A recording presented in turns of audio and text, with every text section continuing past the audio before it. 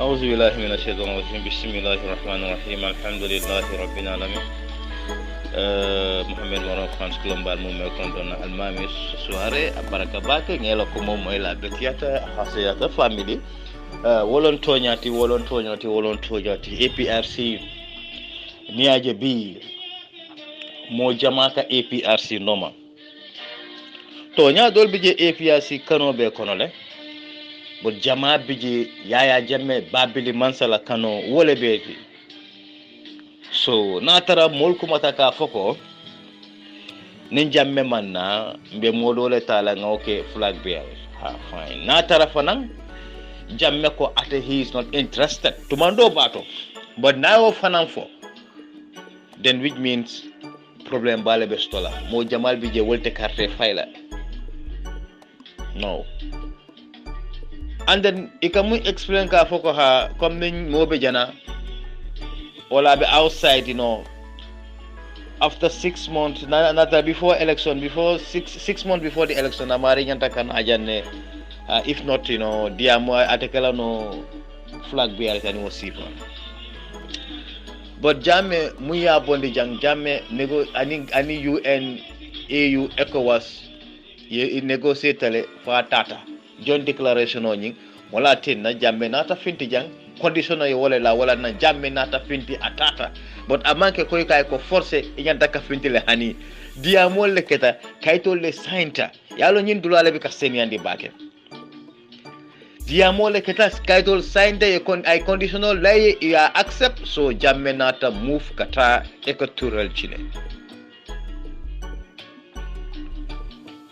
and then fana nata je ko ni wato kono ye hani wol system of an wala wolu wali ye falle ne ka foko hani natara mo se tara no tuba buduri c'est la c'est la political party so no jang c'est tara no je election no ke ni winte na yesi ila siranka ngama yo luwa falle ne amamme so then Yaya Jammeh President Jammeh is qualified to be the flag bearer of the APRC because adiamo siatale weche siata people are calling and mo jamal yon to commande konye ko nin jamme mallo tol datije ye momo lande tol te carte fayla way so which mean nyanta ka jibele muno APRC la interest muno patio fana na interest andu monebe patio fana sambala nyato nyin dula nyanta ka kiskis le nyin dula nyanta ka ma nyanta ka hakilo tuje bakere ma fo nin jamme ko atema interest again hanna tar fana jamme ma interest for example aganta ka fo mole ko abeta min temma interest ka lo koteke say laftale kari ay lo ale carte faya ita ngamiran tela jeroto tela joya miro tanga wala mira but as far as jamme mo fo as far as ntol mo moy definitely natare la faka modo londi adiamo be sialal de defania fulali de hani defania fulali fonga tonya rek pour mo sa understand exactly mo be caring but fanambe kuma killing fulali Jammeh inshallah rabbi lata ko atelebe kala APRC la flag bearer because na manke wonyama wallahi billahi tallahi nte fenkela no andunte election o winna no natara o manke because ni aje bi mole Jammeh appreciate mole Jammeh like because of aya kele gaje so nyina tinna mol e lata ko definitely Jammeh de atringata ka APRC la nyaton koti so nyina nyanta ka koy fer nyunu mun ka fo atina wolbe la ko mole fokan itole tale fo ala fana ma fo itole ala ta moy la bang hani woto nyinnon kuute mu ya lon ko nyanta ka wala sene andi mole doli en ko li konya ko an executive la mitino la moyle ya mun kesi banor ya kumol mun fo ko gayle ha wol fana yela miro la ko bon te fana na jeroto ko wol fana e nyanta ka lon ne ko woluwa mu ya lon ko ye wala kiji definitely woluwa ni inata bondele but nyanta ka je fana senandi molele pour mol sa lon ko ni non and the joint declaration on ni nyanta ka je senandi molele ka foko hey Jammeh mam boyang akungfi fennatinna bota jag agreement wala tinna Jammeh bota Gambia atata ego to region woto nyanta ka signale set but ni koy bitale mole ni another way around molte lala de because ite mo forcer lo no ay lela bo ika kule ko mi yalon ko na mariage wala ka kuma le fo mi yalon ko na maria moy asalena but ni man kuma do fo wallahi marita lela de andu ita forcer lo no fo ay lela woto bi ni aje bi APRC mol ka sacrifice mol ka diam alata ko la babili hormolon de babili horomola tinna molka diamu babili horomola tinna molka sacrifice ka joko APRC be wullale babili horomo kam wala ka tinna molke la kodo bonde ka dundi APRC kono because of yalon momo kanyana kunu ne mambetiya woto ni aje molma nyina kunu na molma nyina no babili la because ay nyinya sarami nyinyale ti andu niaje mol ko ibe na fulo dinu la babil da ko ha masha Allah nakke ba do en voice akonye ko jiba kulon kay kon nam akonye ko nyin diamo siyata lente mo nyim faham over 6 minutes adiamu telefa pare tan dafa ma reply no fante ngande le fa akonye ko la fay nyundula analyze kenje ke ban laftale yakuma nyim ma fa wala ban kay ko well no problem then I will try inshallah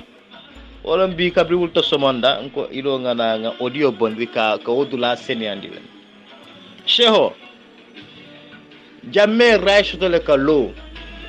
andu moma right soto ka foko jamme telo la no hani IEC mo right soto because hani woluwa ye mundundi yo bondi jele sign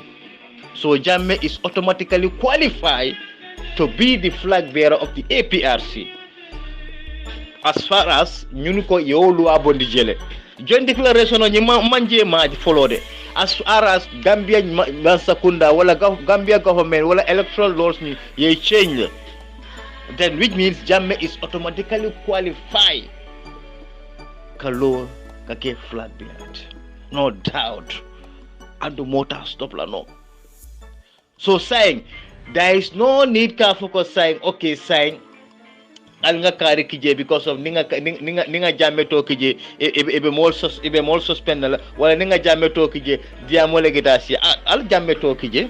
sain dia mo mumbe dia mo siandila yo falen jele sain there is no need ka fuko be dole tombonna there is no need ba fula ham nyine be kala je al nga Jammeh murundi jeba nal la sa APRC lo mo fula singola mbali ya marka be fa ya marka nal mistake ta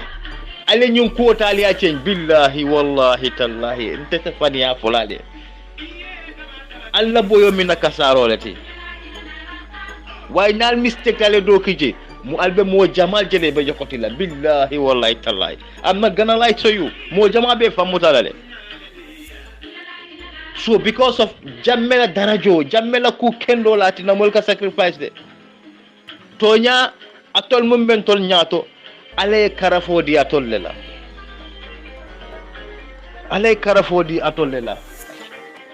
ni aje ale karafo ngindela alata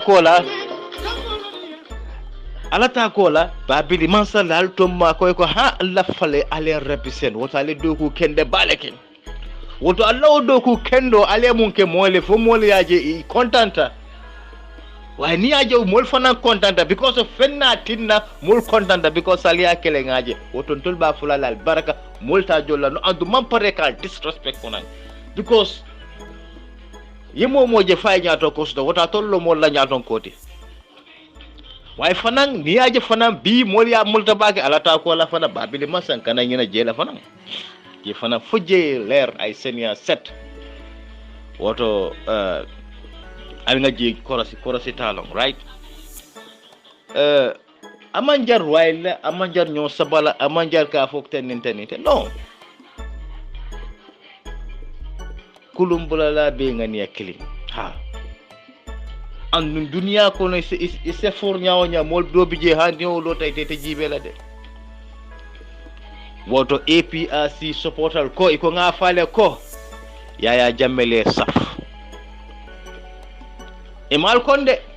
but Yaya Jammeh le jet definitely Yaya Jammeh le jet andu malla fi nga duwo trapo kono malla fi nga duwo mistake kono malla fi nga do mistake ko kono wala tinam wulta ngi somo ndan ko fo nga ni audio fana fintede ka jeko ka jindula fana sadiyande nadi amu fulan jango nyi mbita TRRC jeyamo siata kuma kalantan fo siata molla kunna miro siata jammelenti jammelen bude wato system o mum bije kirib karab dia mo siata woto gamme non ba yamar lamban fongo yamar lambe kuma kilin folale mandin ko le profab kilin ne fo iko ni man kuke kute kan woto niaje yete lipa niaje yete bute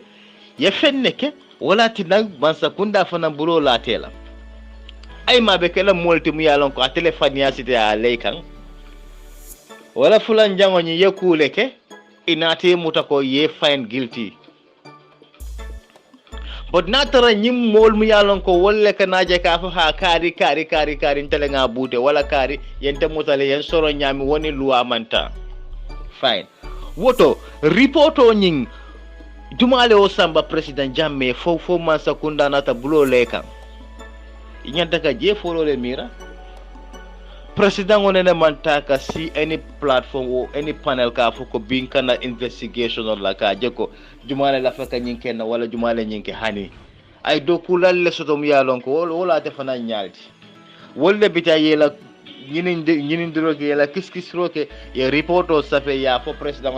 nga ñi reporto le fa safe a felenting so president na ya karang ate mun je reporto ko na ba fola I will act based on the report I got from the NIA ngama kol ka tamatande but ibajela ko mol bi kala fika janne bondi no nyoto I'm not saying that he is perfect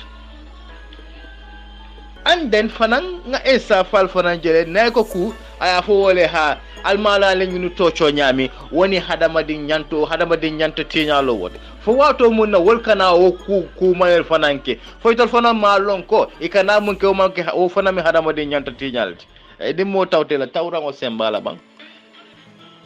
asafo dole ko ha wato mun na jamme be bala nyun ko la muna na tema resign muna tinang wato muna jamme be masa kunda wato muna na tema bonang ebenun dami muna na tol man bonan je ale na are resign atol ka fanke mole ko katol kilintale atol ka fanke mole le katol al nene man je katol dal alla dunya balo kono al mane man fenke andu ensa fal kilungo ni etele lota ye Charles Taylor defend faniaka yara fandum ite ma ke hadama dingol la de ite the only thing you are after ila poso danku ya so ila poso kono ha hanna tara mo be faniala isa bag do faniaka because iba fo la ngin non tela do ko so which means that you are working for your pocket. So this is the reality, my brother. Ñin non toñati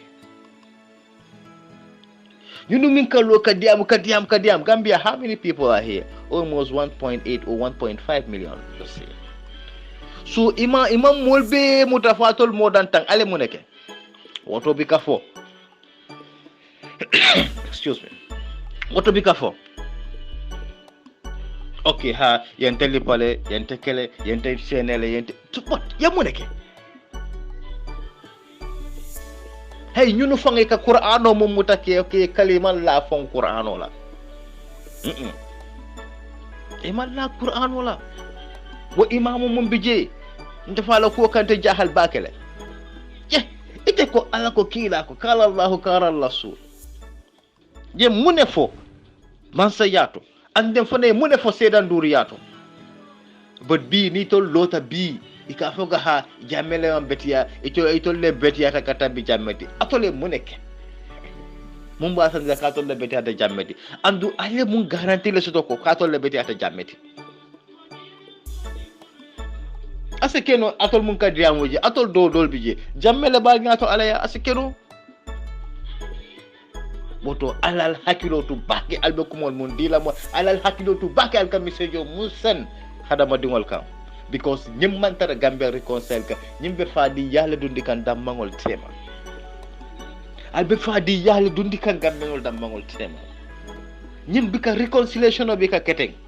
wati do biji moy diam ya fa ye kari nek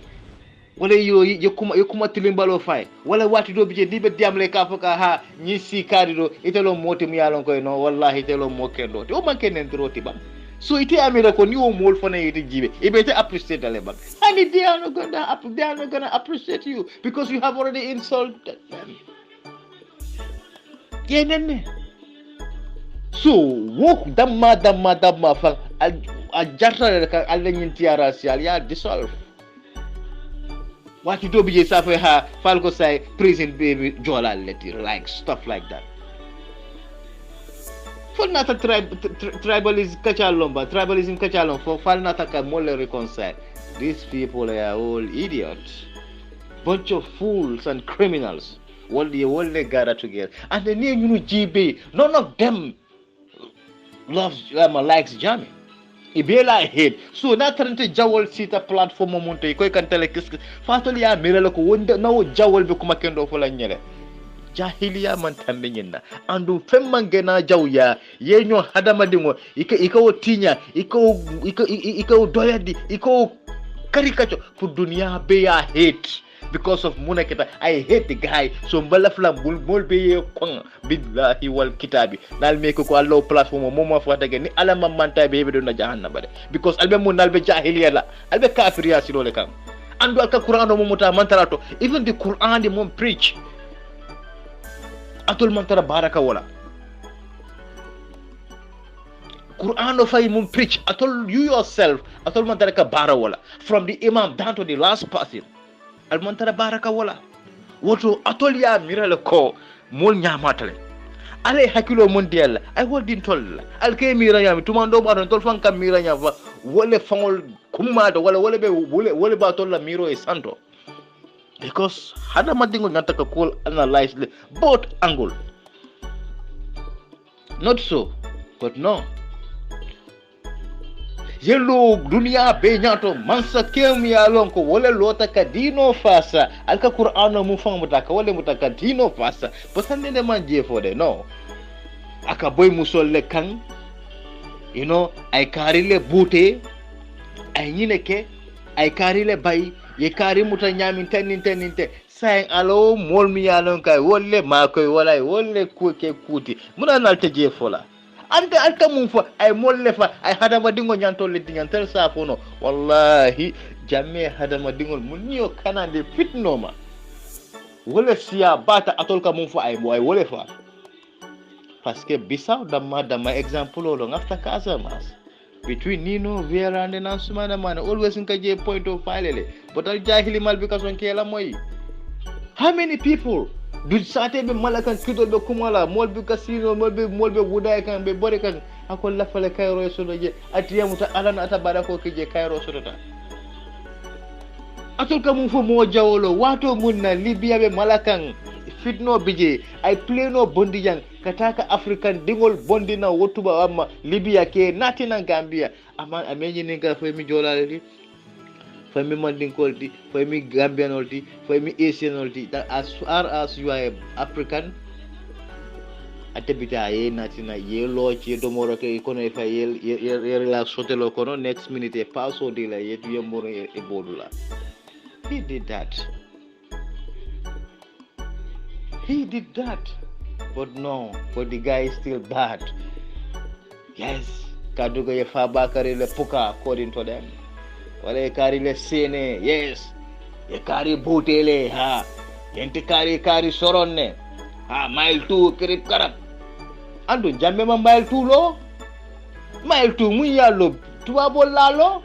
Andu atol sabu dingol mun natal ko mole ko nata. Mile 2 be kala 5-star hotel albejero ne vedela. Ale mu ne ke so far so good. Nothing, empty promises. Gambia falmo kala mota kabri may fadi ningal na that idiotic fool kadula be video atol la ko suturo fango tije yes in that condition kirip karab hey torturing mo tije mu yalan ka be ka torturing ki there is no system mu yalan ka be ka torturing ki okay well I can give an example America atol kamu wasik ni mole ñatilin tili na kabala tol ka ñatilin tubabu do la lesale because itol ka fu mole ko fere ika fole ay senia set iko itol ni terrorist show because they don't negotiate with terrorists, right? Just to show you how sometimes how funny this thing. They don't negotiate with terrorists, and the near interrogate. They will use all means, all possible means. Ka joko ita ba fola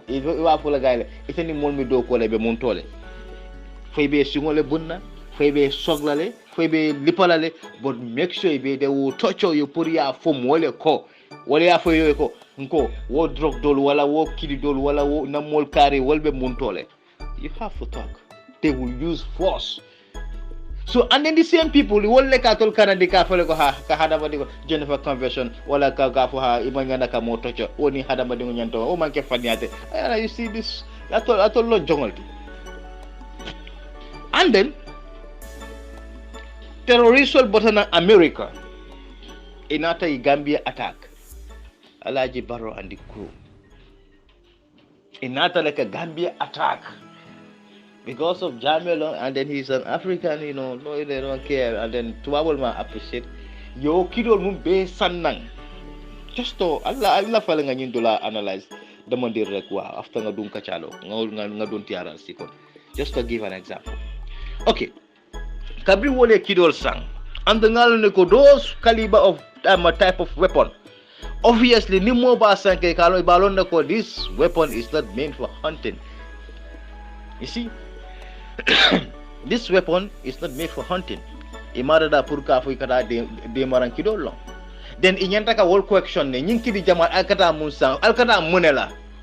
I'm sure the FBI is a no ko definitely nyinki do kata Gambia le. Yo kido ta with all their intelligence, yo kido ta ya dundi na ila fenkol kono nying bagol ko container ya sipna nata na for Gambia. Ya clear in our at the port. Ya inata ya mabo. So ilafa ka Gambianol Tora, ilafa ka Gambianol fa because of the hate journey. And then Dolbije will not fa, Dolbije will not kana. But Kabri Munkanata Iborha idunta Senegal, from Senegal, tap visa deal itata America. But already they have already failed. I don't know because I failed. Americano malafi dunia e billion ika ekonom bal mutala nga soro 6 months. And the natara mole bota Gambia kataka je attack. I failed. Inata muruna niye mutala ide ibe Gambia masakunda dima wala ibe masakunda dima ye murundi. Unita da genime ko niye kidini they will end up killing you. Because you are a terrorist. But you see, these are the type of game we are playing Tolkien. But some of our stupid intellectuals will pick a point soldier. They only thought that we are well educated, university XYZ. It's all nonsense. Analyze and then connect the dots. Simple. But what big it's okay, it's fine because it's Gambia, it's Africa, it's Germany. No, they are okay. Scale and navigate atandi. So torturing a system of konole. And then alkana fonyo ko torturing bikake sign. Hakai because of it's a friend sohno wala mo bomo, for example fembe mo bulu wala explosive wala bomo be mo bulu and yalo ne ko nyimbo model elafaka fix marcel kono. Just nga example wala diala. So ale kili muta and bomo nying alma muta bulu but ale no ka ba bulle and abe mum bulu ay alone ne but amalla fika mari location of so atoli a mira la be o kala nyaayile alba be bi nice lal alba fa du kare sabari way yebo motandi mo la yaayile ya loi bi jëm yalon ko wala criminal ol am guide pour mo kanali fa so la fale pour yakuma mo le ha aki alay. Do you think that individual will talk and the son can cooperate? So the only necessary means there is you have to use force, minimum force, which means that individual nyandaka konkone kende kai kuma kavo ko bomo be kari le bulu dimbala sanyoka na ko bomo be kari le bulu albita wo kari interceptor ale bomo busa bulu because akata hada mo din jamani wala kasara exactly ni be tamaka dunia ko. But fanang ni nata jibe kendeke ñing ensafa ñing gang of mafias ibe game dole play kam game o ñi wolo monti ila faka Gambia sojarol wala Gambia doku lal na service menol ñi ila faka wolle sira de wol kenelo doko ka andum bi wosiro lebe ñunu kan hani ne crime o fangoje ni la faka loka ko address e ka fole ha ni nga kede asekeno ni ko lan tambi tambulo so may bente bondi la wala next minute ni ñunu nata mbita tiarar sire so wol fanan ka silale pour que la justice soit okay ka execute e ka silale because already ye tale ke threatening ke doyandi tele nyato somebody whom you know that ateman sino atol be sino kalbe koronta kan atebala time o waste kan ka dum bodal to boda abika suto sino kan kango be fenkela kan kombobe boyla kan wo mari man sino andum ka jomu nafa man fensi bota ko ngagambele je men nyola la ka jeko namol se tarak hayro kono bi ali wol letalia doyandi ade ye most of yalon ko they are among them wolle kana ka fa the system was so bad those people are coward because ale kalo leta ko fengo femu yalon ko wolle be ami kono ke wulolo akam to ko hey ni dum takuno ko jola ga fu me karenga ko hey ni fundi bi ka fo mole ko tenno ite ke dele bom bije kullo mum bije munana kada confinement ba munana kada wala but it mere fucking civilian ka lojana kal dia mundial ka dia yes when I was there tenni aka mun defoje this is secret atol America ni la atrocity mum beke dunia kon alke moyle ke la ko expose country jumale ka okay country jumale okay dunia kon na manke Gambia ti my brother la fale nga develop these people they have a team wala ikam moybe doko ke ka modolle ibe doko ke ka modole itola intentional dama no it's not for the Gambia wala tinang ila problem no be mi jameleti because jame is their problem so ibo tinya la nyami ka fuka ha ni nga enough evidence to mbam tala nga prosecute ha nga sorong iba jara ko dol nga batare ya bunke Gambia ko abe continue la le my brother you are making a great mistake na alcohol be okela because I know you cannot get this man ha carry lako jamme ko third party always evidence only verbal ha diamo wrong material evidence no andum jama bije kabri ba ke ganjambe benu jana kameti ja hey the law of nature says you have to resist for you to exist jami this is called self defense hani natara binte be system o konole ngam moja ko kana adama borola mansa kundale topul andu ngalon ne ko gandabe adama borostola mo jamani ole kasarla what do you expect alo mo expect mo mon kela dinga mari fo fa yomal kiyama wulo fo be ko yala bulu bakel khatu ngomba RPG la when it is necessary because ngalon ne ko banko tiñalal no woto banko tiñalal mu yalon ko wolle be no society kono ni wol stop ñunu ke fa waldi ko woma ñanda kake adama di ñato tiñal so which means this system is created ya created purposely ka je ko be criminal le defend la so say mu jumale be criminal o say jumale be hanya ke criminal ol bute wala jumale be hanya ke criminal stop because hen yalo ko criminal te hanya because already is silo dundi telecom you'll be scared of doing such. Say, yes, people are free. Freedom, democracy, freedom of speech. You see, it's funny. Freedom you got kinolekon. Freedom become more for freedom of speech become more for jamba concord hante be damin tempa. Konko ba be na ninga tapala for sodo janga na ataya fe ngembe kulinge. Because dia moment dia my brother, even natural democracy have but it has to go with responsibility. Nie fani apa moy budru way parede. Ha. Amari say someone no caught. Because they kumale famu yanka mansoto. Look. Let us not allow to be fooled by these stupid idiots. The system itself is confused. Even those laws is very, very confusing. Muya love lua fong new lua fong da amari fong confused. These people are confused. So you confused na nyami so confusion kilunga nyewole sabe ya pus nanka pu kan tol fon confused di koteke. Already inside for na la that kia man they are all confused people. ñu dem te for yes the law Geneva Convention human right ay ni mo tawte la tawrango sembala abamba klato fango mo kana nene ni mo tawte la tawrango sembala ni koy kana Gambia mala ala toj nice dara because ite manke kaira moti ni jama koy bina ni minority ni minority koy kana jamala kairo le tinya who are they itollo jumati koy ko be Gambia kasara la molbul bot wol bi kama lu hale bi jemu ya ko wolle wodi fe my brother al nga nyaayela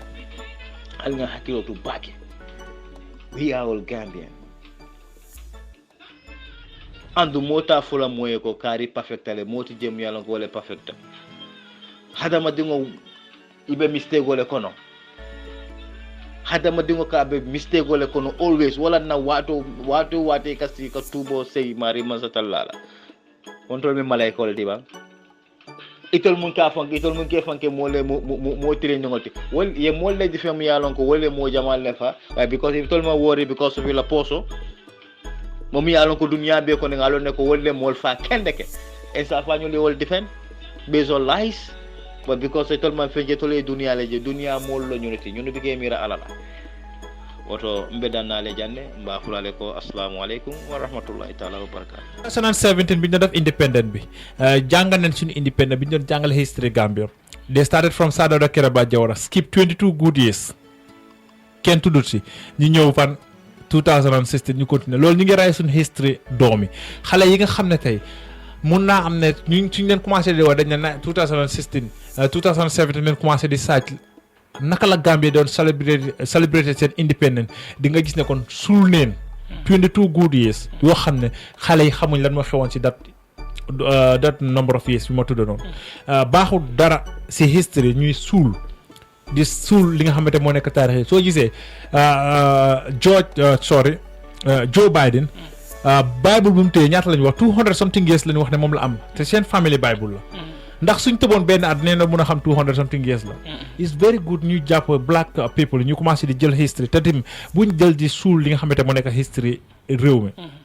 we are coming back to independent again di nga ko déggaat dineen waxaat ba benn at ñu tëb number of years yu fa nekk yëpp bàyyi ko it's good ñu jàngal suñu xale la moo nekk suñu history dëkk bi démba wax naa ko I was live buñ nit ñi waxee ne lii moo nekk historic moment la si Gambian politics for the first time Gambia daf lu mel ni man leen déedéet it happens in the previous government when AFPRC toogoon soloon uniform askanu Gambia ñoo ne Yaya Jammeh si mil sa uniforme bi ñu sànni la nga gagné nuñ sàkkulee Adama Barrow pour ne ko da nga bëgg nga am sa political party noonu la Gambien si sàkkule woon ki nga xamante mu nekk Yaya Jammeh ne ko dañ bëgg nga am sa political party the same thing la Gambien si defaat again bu mu doon launch APRC thousands of Gambians I was very young but I learned the history laa ko jàngee time maa ngi primary school so bu leen may ne Ali dafa mag a yooyu time maa ngi primary school xam ma grade 1 but dama ko jànga si buggi wala ne tim mbooloo ñoo génnaat celebrate ko ak moom mu nekk ko tim grand launching kon dafa répétaat boppam dañ am similarity dañ am niroole si li nga xamante moo nekk ñaan ñi bële dëgg la trop coup d'état la ñëwoon bii dafa ñëw trop démocratique si box bi lam ñëwee kon loolu moo nekk seen différence bot seen taarix yi niroo neen bu baax a baax su fekkee rek Gambien si ñoo embrace ñoo yëkkati ne des need APRC pour mu toog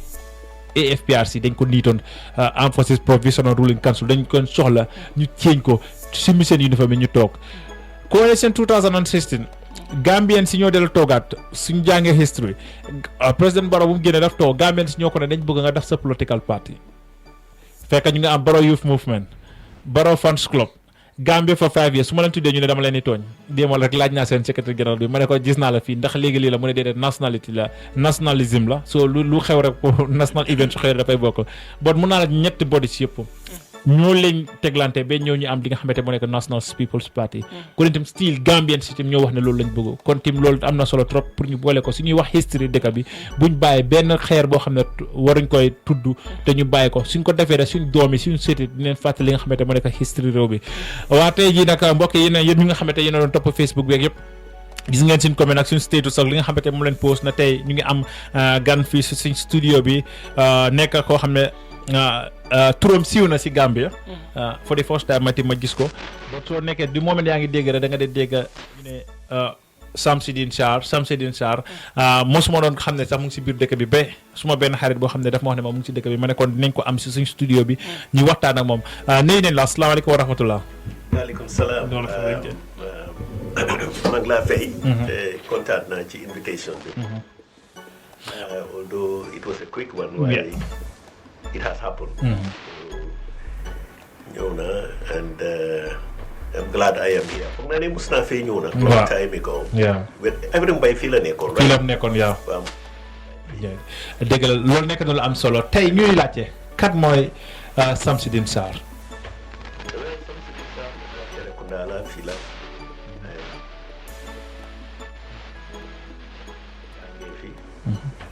gannaaw gi nag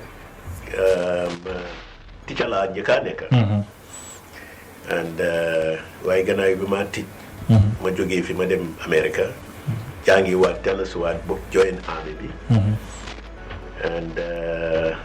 nekk naa ba nekk army commander. waaye 1999 laa fi jógee delluwaat America. you know and 2014. After we ma amee President Jammeh some problems. Joe mu def ma deputy ambassador ci United Nations. So foofu laa nekk ba 2016 biñ luusee élection si. you know and 2017 ma dellu si. so since then maa ngi fi. waaw turam nekk koo xam ne di moment ñu ne da nga dégg nit di wax si TRRC bi Samsidine Sarr ñu bëri di laajte lu tax Samsidine Sarr teewut si kanam TRRC. waaw man yëg naa ne ñu ne TRRC bi ne man soxlawuñ ma parce que suma baat. nekkul ci li baat yi ñoo ut seen mandat daal. man ci ñi yow investigate bokkuma ci. yow bokkuloo si. waaw bokkuma ci te amul relevance ci li ñoo def loolu laa dégg ne foofu lañ although nag dama foog ne seen liggéey bi ñoo def liggéey bu soof la parce que soo ñëwee ne Samsidine Sarr dafa def lii. soo oowut Samsidine Sarr sax soo bëggoon mu ñëw teew sax mun ngaa ñëw laajte sa ana Samsidine Sarr ak ci dëkk bi. mbaa soo ne. Samsidine Sarr ak Baboucarr Jatta ñoo ànd def nangam waaw. Baboucarr Jatta solo ma soxla Baboucarr Jatta kool nañ ko dem na fa te foog naa dina delluwaat. toujours mu ngi wax ak ñoom ci kool Baboucarr Jatta ne ko ndax li ñoo wax ni ci Samsidine Sarr dëgg la am dëgg su Baboucarr Jatta suñ ko laajee man xam naa ne. question su bëri yi ñoo laajte waaw mii li ñoo wax yëpp tuumaal yi maa tuumaal yëpp Baboucarr Jatta dina leen mun a setal ne. li ñoo wax dëgg te loolu su amee. kon xëy na kuy ñëw ne Samsidine Sarr daf ma tooñ bi mu ma tooñ moo kilee ànda kooku ñëw ne loolu amul war ngaa wéy si ñaar yi ndax war ngaa indi kooku ci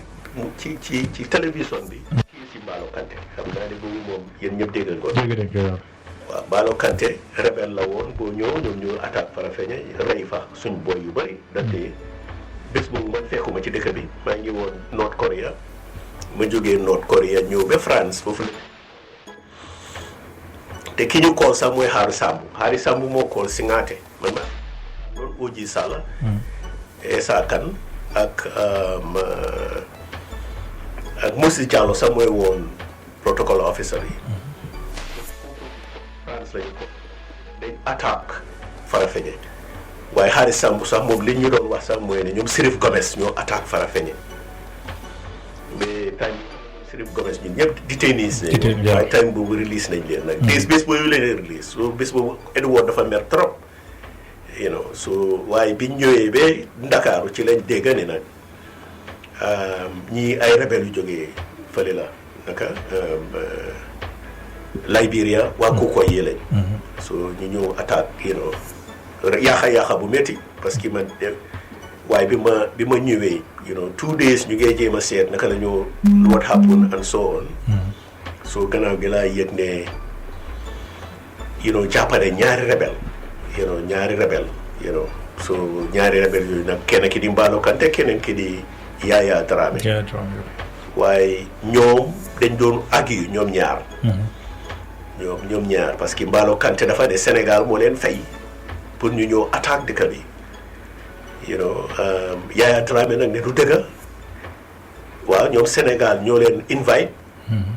yóbbu leen Sénégal from Liberia ak Kukoy di leen teral di leen fay waaye bi ñu gisee ne Kukoy dafa bëgg a attaque dëkk bi ci lañ dàqa Kukoy jàppa half of them waaye ñoo gisuñu leen ñu nëbbatu ba gannaaw gi lañ toppatoo Mballo Kanté ñëw nax Pirin Sam yi ne moom dafa nekkoon parce que gisuñ ko foofu moo 6 years mu ne maa ngi woon Europe dama indi ay kaas su gars yi jaay seen nag bi jox ko mu dem defar ay moxadoom gars yi ñëw attaque Farafenni soo man nag li ma doon wax gars yi ma ne leen Yaya Dramé mooy wax dëgg parce que su dee Sénégal dañ bugg a attaque dëkk bi duñ ko jaarale ni ci dof yi ak rebelle yi te su dee sax suñ koo jaarale ci rebelle yi la dinañ make soone dina successful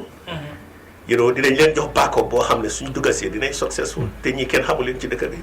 soo ci coow loolu nag gars yi bugg a góomloo gouvernement bi ne Mballo Kanté daal bugg a góomloo gouvernement bi ne Sénégal moo leen fay loolu laa ko meree woon parce que Edward Singate mooy woon Minister of Defence daf ko naxari boo xam ne dafa ne woon foog ñu attaque Kaolack foog ñu attaque Kaolack man maa ngi woon na ami commandant ma ne ko loolu duma ko def mu ne ma waaw gaa yaa ngee wax ma ne ko non man ci laa jógee foofu sax ma ànda National Security Adviser bi ñu am léegi ñu naan ko Mamadou Badji moom laa àndal dem ba foofu di laajte waaw kanay wax ne Sénégal moo leen ñu won ma Mballo Kanté ma ne ko yow foo déggee lii Sénégal la ñu lifin rek ma mere ko dama ko mere dama tuuti ba dóor ko waaye Badji moo ma téye keneen mere naa ko parce que léegi ko dafa taxawoon ne pare woon naa toj réew mi ci parce que ñun suñu attaque woon Sénégal fa lañ doon em suñ nguur gi fa la doon em ndax yéen waxtaanoo ngeen nag nguuru Sénégal ci attaque boobu noonu waaw gannaaw gi waxtaan nañoo Sénégal sax bi gars yi tawee ñoom ñoo leen jàppale ñu taw mooy John Damfa kii Omar Damfa ak Essa Balde kooku waa Kolda la sax waaw ñoom ñaar lañ jàppandoon Sénégal Souleymane Sarr moom dañ ko gaañu woon mu taw dem Kaolack ci benn hôpital foofu la ko gars yi jàppee dugal ko ci plane indi jox ñu ko dañ ci rusoon lool waaw man loolu mun naa ko garanti tey waaw ba léegi tim comme ça wax nga rek ne yow ñu ne sa case relevant si li nga xamante ni moo nekk seen gëstu waaw ba léegi ñuy tudd sa tur foofu noonu ndax mos ngay bindu wax ne yow da nga bugg a dem binduwuma waaye am naa ku ma toogal mu kool leen di leen wax sumay affaire gars yi muy Baba Galle Diallo toog naa nit mu kool ko di ko wax suma affaire ci laa digga kàddu bi ne man suma case relevant te duma binda parce que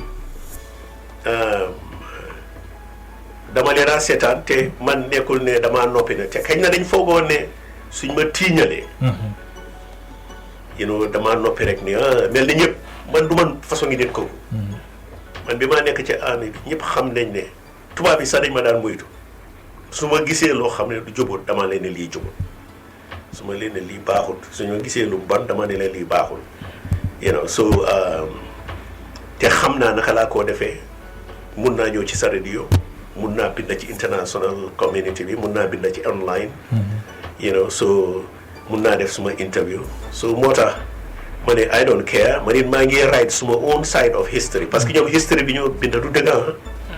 ñu nekk di wax foofu waaw yu bëri yi ñoo wax du dëgg ñu bëri ñu fa teew di wax waaw ñu bëri waaw du dëgg dañoo fen ñoom xaalis Samb bu ma gis muy wax nii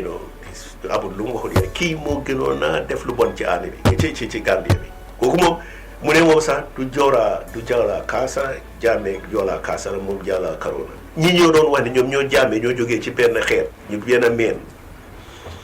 waaw Jammeh christian si ñoo ko yar am na ku ma wax ne NIA bi suñ déggaan ne Hadi Sambo ngaa dem ci présidence office ñoom ñëppay tiit ci seen toog ci nen parce que xam nañ ne su excès lu ñaaw dina xapu dinañ dàqa nit mbaa ñu arrest nit mbaa ñu dem jàppani parce que moom yàqa rek la mënoon waaye ku la wax ne man suma liggéey laa doon sàmm maa ngi amee njaboot dama war a fay school fees liñ ma war a def loo dama ko war a def yow xam nga ne kooku su la ñëwee ne dama bañ a def dara daf laa nax. waaw ndax yow kenn rek yow lañ bañal pour nga dem si kanam TRRC bi wala am na ñu bëri ñoo xam ne tey waruñu dem parce que ñu bëri ñu ngi wax ne am na ñu bëri ñoo xam ne dañ bind pour dem TRRC waaye nanguñ leen pour ñu dem ndax yow kenn rek la wala am nga sa ñeneen ñoo xam ne tey ñu ngi bokkoon si army bi te ñu ngi tudd seen tur bëgg nañ leen ñu dem si TRRC bi wala ñoom bëgg nañu dem si TRRC bi bot owuñ leen. man di sewuma kenn ndax Ibou Diallo rek laa xam ne moom bëggoon naa dem parce que Ibou Diallo moo wax sax first time moo ñu waxoon yëfi Koro Ceesay niñ ko reyee ak kana ko rey ak bés biñ ko reyee ak everything man foofu laa ko njëkkaa déggee sax man time boobu maa ngi Ghana fa laa ko bi mu nekkee Amérique laa ko njëkkaa riid muy wax ne Koro Ceesay nii lañ ko reyee waxtu bi nii la demee na la demee so bi ma ñëwee waaye fàttaleku naa ne moom moo njëkk a wax ko waaye man xamoon naa ne maa ngi ci biir armée bi xamoon naa ne yëgoon naa ne xew so moom nag bëggoon naa ñëw waaye foog naa ne gars yi amuñ interest pour mu ñëw waaw te gis naa koo xam itam ne dem na ci TRRC bi ñu investigate ko koo xam ne dama ko xam bu baax waa ju baax ci prison ba la daan liggéey bés bi moo dem daf ma ne gars yi call nañ ma ne dama mu ne ba mu demee bañ ko interviewé lañ foogoon ne moom laa waxu ko ma ne ko waaw luñ la wax mu ne dinañ ma call ma ne ko duñ la musa call moom so it's almost 1.5 years kenn call ko benn tey calluñ ko te xam na ne duñ ko call. kon yow dafa mel ne bëgg ngaa dem daal joxe sa seede foofu noonu ci TRRC. amatuma ci interest sax suñ ma callee rek dinaa dem waaye amatuma ci interest sax pour dem. parce que xam naa ne doo rafet xëy na itam du neex te xëy na condition suñoo lee sax ne lii lañ soxla nii laa koo defee duma ko nangu. dafa mel ni si suñu jàngat suñuy déglu dafa mel ni ñoom dafa am luñ bugg a dégg ak luñ bugguti dégg. waaw. and then lu ñuy jaay gàmmet si moo nekk they want to hear the truth nothing but the truth dégg bi rek lañ bugg a dégg. su fekkee ne dégg bi rek lañ bugg a dégg te ñu xam dégg bi ñu ne ñenn ñi nañ wax ak ñoom. ñeneen duñ wax ak yow sa jàngat si loolu ndax pour ñu gëm ne nag dëgg bi rek lañ bëgg a séentu. waaw waaye dëgg bi ñoom niñ ko gën a dëgëralee mooy ne. dëgg biñ bëgg nga wax mooy li bon ci Yaya Jammeh not li rafet ci Yaya Jammeh waaw seen mandé dafa ne seet wax leen ñu li bon ci Yaya Jammeh yu ñaaw yi mu doon def waaye bu ñu mus a wax li rafet ci Yaya Jammeh ak lu rafet li mu def ci dëkk bi. soo moo tax suñ la ooyee sax ñu gis ne yi nga am pour wax yëpp lu rafet la duñ la ooti soo xaw ma nag daal noonu lañ mun a ooyee dëgg ñoom noonu la ñoo gisee dëgg ndax dëgg dafa am beneen définition waaye man dama ne investigation bu ñoo def TRRC mu ngi dooree ay South Africa ay Rwanda Ghana am nañ waaye dafa open pour nit ñi ku nekk a wax sa façon waaw ku nekk da nga wax sa façon soo ne lii am na da nga war a xam lu tax mu am kii dafa tooñ da nga war a xam lu toog da nga war a xam itam waaye ñu ne kii dafa tooñ ñu ne loolu rek lañ bëgg a xam bëgguñ lu tax ñu tooñ kii dañ ko rey bëgguñoo xam lu tax ñu rey ko dañ ko rey dafa ñaaw waaw. waa gis nañ ne attini soldat yi dëkk bi ak li nga xamante moo nekk si lu ñu war a waxtaanee ak li lëmbee réew mi yàgg ngeen di dégg turam si TRRC wax na lu tax ba lu mu njort ne moo tax ne owuñ ko gannaaw bi nga xamante moom tudd nañ turam ak diw yóbbu neen ki nga xamante moom lañ tuddoon turam ak moom waaye nag moom yóbbuwuñ ko owuñ ko pour mu dem fii waaye tamit nag ñu ngi waxtaan si ñaareeli xaaj bi léegi dañuy dugg si li nga xamante moo nekk lu nit ñi yaakaar ne mu ngi si dëkk bi di coming of economic soldiers ñu bëri tey dañ am réedee si affaire boobu noonu jàppe ne economic soldiers Gambien si ñoo sàkku wala nag ñoo ñëw rek génnee fi Yaya Jammeh ñeneen ñi ne déedéet nangutoo moo am si diggante parties yu fa nekk UN African Union bi ak yeneen EU ak ci ñëpp ñoo toog ñu waxtaane pour ñu gis ne ñu génnee fii lii ñu dugalaat fi boo dee génn gis nañ ne léegi ba léegi nit ya ragal ne economic soldiers yi amuñ fi njëriñ ci biir réew mi amat soo ma fàttale ko suñu dee waxtaan fii ma ne when it comes to affaire sécurité moom aw ma si xam-xam lu ma am xam-xam moom politique ak yeneen yéene mun naa def research fa waaw te moom toog nga koo xam ne moom yaakaar na xam-xamam màcc na ci wàllum sécurité waaw dana dimbale lu bari. waaw suñu waxee dima la wax nañ affaire sécurité rek dama ne man aw ma xam-xam si wàllum sécurité because jànguma dara loo lii si sécurité because yet everything is secret dañ dee wane yëpp pour nit ñi mun koy research pour ñu mun koy xam waa tey tolluwaaye réew mi si wàllum kaaraange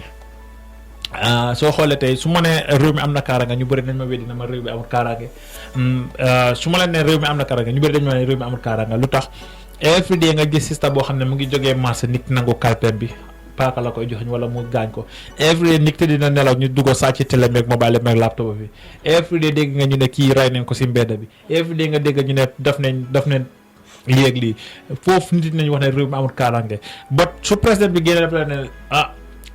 waxoon na fi ne Yaya Jammeh mu ne am na kaaraange lu mu amoon jongulos NIA ak yooyu noonu but moom mu ne am na NIA sorry SAS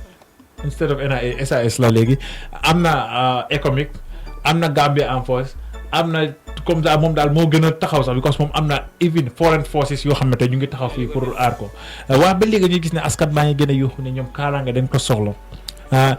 tey jii ñu dem ba ñu ne léegi économique si seen mandat bi jeex na ñu yokkaat ko ñu gis président bi si ay weer si gannaaw moo daan Nigeria ñu ne toom bi lu fa doon sàkk pour ñu gën koy defal kaaraange si biir réew mi yoo ko xam ne mos nga nekk ak army commander fii si biir réew mi ndax réew mi dafa am benn security threat si jamono jii nii si sa jàngat. waaw Ali man ni ma ko gisee mooy ne. Gambia threat am. since 1965 bi ñu amee independence. internal la. internal threat lañ am. waaw ñun internal threat lañ daan am. because politics daf dee mix ci security. waaw politics bi. yéen a daf dee influence the security personnel. and 2016 nag bi ñu amee impasse bi. man mu ma fekk United Nations. économique li ko indi ci dëkk bi United Nations la starté. dama ko opposé woon nag. waaw seriously parce que dama foogoon ne waroon nañoo exhaust suñ legal means balaa ñoo resort to military option. parce que military option kenn xam fu mu em. because daf dee am li ñoo wax unintended consequence li nga yaakaarutoon mooy ñoo xew. moo dal Iraq moo dal Libya moo dal Central African Republic moo dal dëkk yu bari. man nag dama ragaloon ne su soldat yi duggasee ci dëkk bi dina ñaaw boo xam ne. te ñoom dañ ñëwoon pour xeex. François Ndiaye wax na ko mu ne ñoom dañ ñëwoon pour meeg soone nuñ mun a def pour génnee fi Yaya Jammeh dinañ ko def. 1981 Jawara loolu la def. ñu ñëw over 1000 Gambians lañu rey about ñu ne 33 Senegalese soldiers dee nañ ci waaye 1981 la ñoo wax time boobu nit ñi eewuñ waaye léegi bandi yëpp a ngi ci dëkk bi jógee fu nekk su bal yi tàkkoon soldats yi duñ ko xeexati bandi yi ñoo jël xeex bi ci suñ loxo moom ngaa gis ay Libya moom ngaa gis moo ngaa nekkoon Sierra Leone moo nekkoon Liberia bandi yee jël xeex bi ci loxo nit ñi so loolu taxoon ma ragal pour économique dugga si yàlla dimbale nañu nag biñ taxawee ne dañoo dugga si Yaya Jammeh d'accord because ñu ne Yaya Jammeh fu war a jógee Yaya Jammeh ne maa ngaa dem jaratutoon pour ñu dugga si dañu waroon naa bàyyi ñu continuer waaye ñu ne déedéet foofu la gars yi xamutoon ne France ak Sénégal ñoom liñ doon ut ci Gambie bi pour annexe Gambie bi seen opportunité fa la starté man nag dama ne ñun ñoo Sénégal benn dañ ñoo bokka ndey ñoo bokka baay ñoo bokka lu nekk saareen la géyeen la suma yaay géey la sant soo demee Sénégal ren tey suma mbokka yaa ngi fa di dem di ñëw waaye su ñëwee ci politique French système bi ak English système bi pour jubale leen dafa garaaw duñ benn so moo tax bii économique ñëwee dugga si ma ne waaw kon dina ñu ne sécurité réforme looy réforme ci sécurité bi xaw ma ko parce que sécurité bi ñoom waxuñ ne dañoo disloyal ci Yaya Jammeh ci Adama Barrow ñoom day ñëw ñu jébalu da ngeen naa trust nag train leen jox leen seen warugal ñu continuer yow waaye defuñ loolu ñu indi more troops parce que économique ñëw na Adama Barrow dem na saay nag Macky Sall la ñu indi more troops yoo xam ne ñu ngi fooñi ak presidential garden bi waaw léegi nag ematuñ foofu ñu door di nasaxal suñ soldats yi suñ police yi ak suñ NIA bi suñ intelligence bi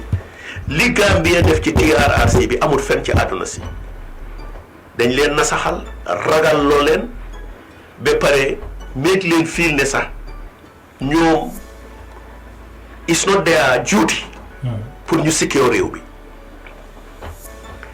10 chances to 1 am na police yoo xam ne suñ la rombee crime di am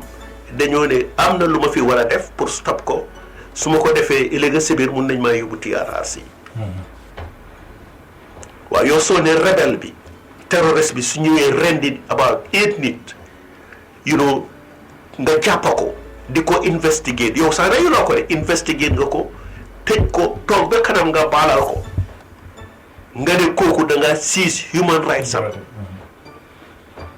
di ko jox ndam ngay xas kalifa yi di leen tuulitloo di leen def ay golo loolu not only ne nit ñi dañoo ragale def dara waaye duñu respecté seen njiit yi illegal orders waruloo koo jël waaye am na taxawaay yoo xam ne su time jotee foog nga taxawoo dëgëral sa bopp waaye yow soo ne human rights waa nit ki su defee lii bi économique ñëwee Sénégalais yi dañu rey Harouna Diatta dañ ko rey fële kanin laay dañ doon démontrer waaye loolu baax na loolu moom rafet na dara ñaawu ci te xam nga lu loolu wane mooy ne ëllëg su Gambien si defee loo xam ne naka su noonu Sénégalais am nañu right pour rey leen waaye Gambien si amuñu right sax pour arrest leen pour tocco leen wala laaj leen lu tax ngeen def ko parce que loolu waroon nañ ko investiguer waaye kenn investiguer tu ko te ñu ngi toog ci dëkk bi soo dafa continuer soo gisee nag loolu yëpp am man dama foog ne nguuri Adama Barrow moo leen ko autorise waaye lii économique bi ñu fi ñëwee sax dama foog ne waroon nañoo yóbbu condition siñ fi nekkee ci National Assembly bi ñu study ko su dee dañ bugg a demal Sénégal ñu nekk benn nga jox ñu on what conditions la war a nekk ñu dem seet ko ci National Assembly bi su National Assembly bi amee ñaari xel ñu def ko référendum suñ ko defee référendum ñii ne yes ñii ne no ku win ñu dem foofu su ñii ne acca leen yes nañ leen amalgamé te Sénégal ñu def ko benn réew ñu ne yes ñu win ñu dem fa su ne no ñu dem seen li ñoo def Jawara daf ko trayoon Jawara li Sénégal defal Jawara defaluñ ko Adama Barrow parce que Adama Jawara dañ nangu réewam bi ba pare Sénégal indi fi ay soldats ñu xeex fi ay 2 weeks yu Ibrahima Seya rey fi doom ñu dul jeex nit ñi reyante bi nit ku jàpp ay opposition 2000 tëj leen ci barracks bi di leen dóor every day waaw soo léegi Sénégal ñëw toog waaye bañ poussé ne dañ bugg a amalgamé ñaari dëkk yi Jawara dafa daw te léegi lii nag du mun a sotti moo tax ñu withdraw ba pare man li ma wax mooy ne twice ñu ngi am experience Jawara time am Senegalese forces bi ñëwoon ci dëkk bi duñ ko mën a tee am ak equipment bi ñëwee ci dëkk bi duñ ko mën a tee am maa ngi woon ci Confederation Army bi waaye bañ génnee ci la dëkk bi door di unstable bañ am coup d'état 1994 in fact non biñ génnee parce que biñ génnee Jawara xamoon na ne dëkk bi risque na mu ne xaaral ma taw Nigeria ñu dimbale ko dañoo wax Sénégal a ëpp doole Nigeria ne ko waaw nañ la jox ñi gën a baax ñoo xam ne ñoo daan rey coup d'état kat yi ñoom daana ñun ñu lañ ko jox daana ku jógaan coup d'état mu dal ci sa ko rey la ñoom lañ ko jox waaye ci ronam lañ coup d'état ci ron daana lañ coup d'état soo daf la wane foreign forces mënut laa jàppale dara Mali 5000 French troops ñoo fa nekk over 13,000 UN peacekeepers ñoo fa nekk waxatuñu waaye biñ gisee ne seen national interest is at stake dëkk bi mënatuñ koo govern army bi dañ step out àdduna si yëpp xam ne seen right la soo mënuloo sukkandiku ci foreign forces ba am sa jàmm. kon suñ jàngatee sa li nga analyse nii dafay wan ne Gambia mun nay toll si boobu situation su fekkee ne still ñu ngi continuer di jox ñi nga